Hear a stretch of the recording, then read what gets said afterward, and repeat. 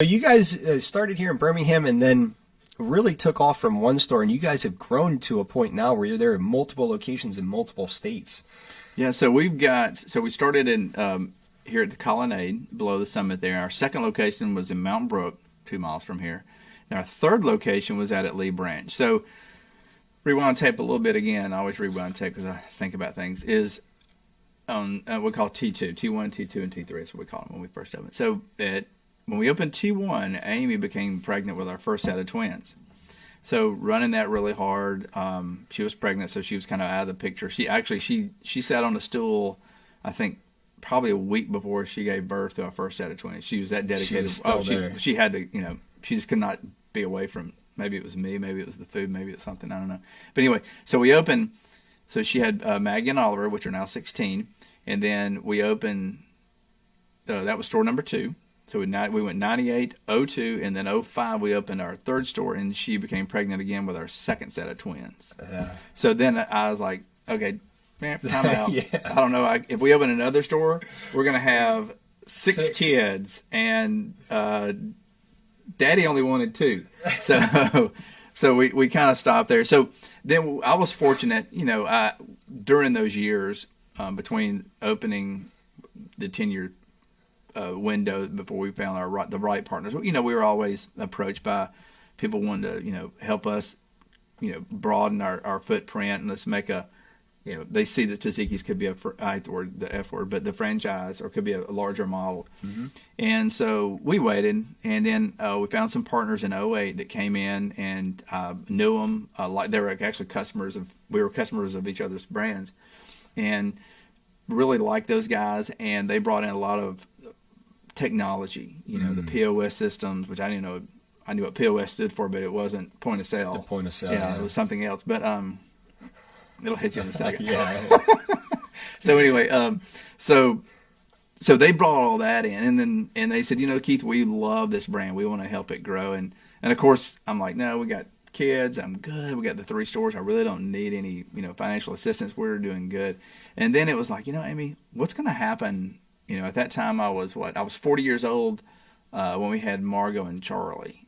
And so I'm like, future-wise, I don't want to do this. I mean, I love what we're doing, but I don't know how long I can. Opportunities could be I could maybe retire one day. Where I've thought about that. Yeah. So that's what we did. We kind of, and I'll tell people I went to the Lord and we prayed about it. And is this the right decision for us to give some ownership over and grow the brand? And it was the right decision. It's tough when you have to, And they've been great. I mean, they're great partners. We still what we do every day. We still go by my recipes. I put out new LTOs every now and then. But they brought in. They said, once they brought in the systems, they said, now I think we can take we can take this and we could replicate, and we could take this and make it a bigger brand. So we've done that. Now we're at we've got stores from the coast of Florida all the way to the snow-laden mountains of Boise, Idaho. So that's a little far to get to. But 87 stores right now, and then next year organically we'll grow. Like we're going to open personally a new store here in Vestavia.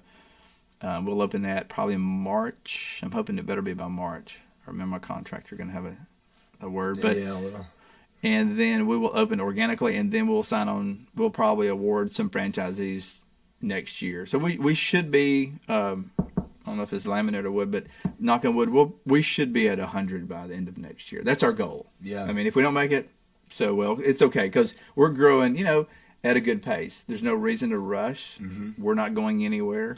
We're just taking it. It's hard to grow a brand number one, but just rushing it, that's where you make mistakes. You could lose a lot of what really made it. Yes. Tzatziki's. Yes. And that's always a challenge. I applaud you for doing that. Especially at 3 locations and everything's secure. It takes a lot to give up a little bit of that control on what's going on and bring in some investors. I imagine the relationship with the investors is key. You have to find the right. And that was key. Is that people because I'm not the smart. I always tell people I'm not the smartest guy in the room, even when I'm alone. So I wanted to bring in people that knew more that I could learn from, and that's what when I brought in Mr. Bodner. just a great partner. And that's where I learned. And it was like, man, this guy, and he's been doing it for, I think he was one of the first, probably one of the first Wendy's franchise. Oh, so really? he walked the steps with Dave Thomas and understood, growing pains and just how to keep it together. He's a wizard, I imagine. He's a genius, and I love working with him. And so growing like this has allowed you to do other things. Now, when you had the 3 stores, I almost feel like it was full-time doing that and not much else with the restaurants. Yeah, I mean, that's all you have time to do. I lost my golf game. My handicap went up. Now it's back down, which is good. You lose a lot because because you lose a lot, but then if you step away, you could lose more. You know what I'm saying? You could lose because I remember when we talk about our sales growth and people were saying, well, if we want to get into Zeke's business, how long does it take to get profitable? And it's like, well, Colonnade was right away because we had a debt of $50,000 that we paid back real quick. T2 was good because we built on the capital that we made on our first store. So then when we went to T3, it was a challenge and our sales weren't there. So, I mean, I literally spent every waking day in that store because I had to make it right. I could not, again, even though it was paid for, I could not fail. I mean, it has, and it cannot fail. And that's the challenge you take. I mean, in ownership and business and anything you do you're personally invested in it.